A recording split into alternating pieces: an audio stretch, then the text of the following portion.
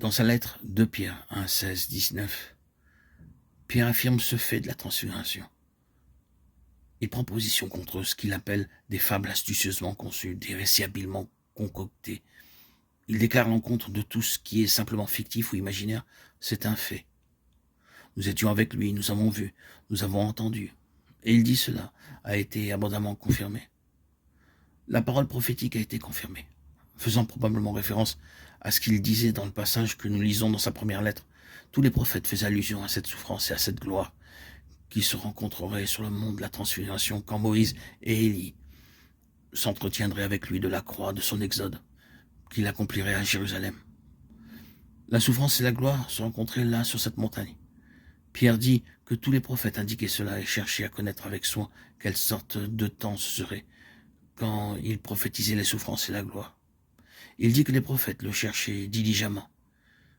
Et il couronne le tout en disant « c'est quelque chose dans laquelle les anges sont désireux de plonger leur regard ».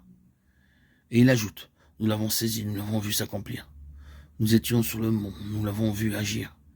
Et dès lors, nous vivons dans la lumière et la puissance de ce mélange de souffrance et de gloire et de souffrance. » La parole des prophètes est confirmée à la fois dans l'événement et au-delà de l'événement, dans notre histoire. Oui, cela a été confirmé. Probablement que Pierre voulait dire plus que cela, mais il disait aussi cela. Ce n'est pas l'interprétation exhaustive, c'est une partie. Ce que j'essaie de souligner et que Pierre lui-même affirme, c'est que cette chose était bien arrivée. Et quand Pierre ajoute cette expression d'autant plus certain, vous remarquez que cela va au-delà de l'événement, de cette circonstance historique, de cet épisode sur le mont de la transfiguration. Il y a quelque chose de plus, il y a de la valeur ajoutée à cet incident, si nous pouvons l'appeler ainsi. Quel puissant incident! Mais qu'en est-il de nous? Avons-nous cette confirmation intérieure qui nous permet d'affirmer d'autant plus certain? Considérons, et c'est tellement vrai dans tous les autres cas, que ce n'était pas seulement quelque chose qui était perçu par les yeux de Pierre et des autres. C'était une chose qui s'était présentée à lui et qui ensuite était venue en lui. Oui, il y avait l'événement, l'incident, en un temps donné, à un certain endroit. Mais avec cela, quelque chose s'était passé en Pierre. Remarquez le contexte immédiat.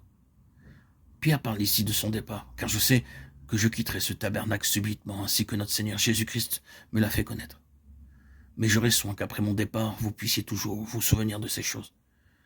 Il est au bout de sa vie, au terme de son ministère, mais ce qui est arrivé l'a porté à travers toutes ces expériences. Ce n'est pas une chose qui est restée dans sa mémoire comme une expérience objective, c'est une chose qui s'est passée en lui. C'est plus qu'une théorie, bien plus qu'une doctrine qui se trouverait dans les Saintes Écritures. Voir le Seigneur a une incidence. Nous pouvons saisir la vérité contenue dans de nombreux sujets. La vérité qui est à notre portée concernant le Seigneur Jésus lui-même, sa naissance, sa vie, ses œuvres, ses paroles, sa mort, sa résurrection. Nous pouvons avoir eu toute la vérité relative à l'Église et combien il y a des choses dont nous pouvons disposer à ce propos. Nous pouvons savoir tout cela, quelle que puisse être la fraîcheur de cette connaissance et de tout ce que vous pouvez mentionner dans les Écritures, et cependant force est de constater que rien ne s'est produit en nous par la suite. Eh oui, je vous pose une question. Que signifie la connaissance que vous avez de l'Église, en termes concrets, en vous, de quelque chose qui se soit accompli, qui vous mette dans une nouvelle position, avec une conception entièrement nouvelle, révolutionnant entièrement votre vie, de telle sorte qu'un ordre de choses soit rejeté au loin, car vide de sens, pour qu'un autre ordre, un ordre divin, entre en vous. C'est ainsi que cela devrait être. La véritable manière de saisir les choses spirituelles ne doit pas être seulement du domaine objectif ou à venir. Ce doit être quelque chose en nous.